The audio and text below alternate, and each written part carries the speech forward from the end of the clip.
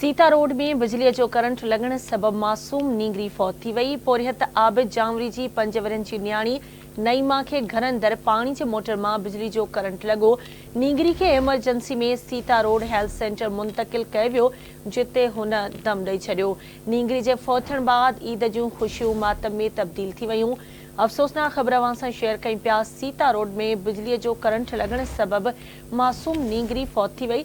पोरियत आबिद जामरी जे 5 वरनि जी न्याणी नईमा खे घर अंदर पानी जी मोटर मां बिजली जो करंट लगो। नींगरीअ खे एमरजेंसी में सीता रोड हेल्थ सेंटर मुंतकिल कयो वियो, जिते हुन दम ॾेई छॾियो। नींगरी जे फौतण बाद ईद जूं ख़ुशियूं मातम में तब्दील थी वयूं। अफ़सोसनाक वाक़ियो पेश आयो आहे। सीता रोड में बिजली जो करंट लगण सबब मासूम नींगरी फौत थी वई। पोरियत आबिद जामरी जी 5 वरनि जी न्याणी नईमा खे घर अंदर पाणीअ जी मोटर मां बिजलीअ जो करंट लगो।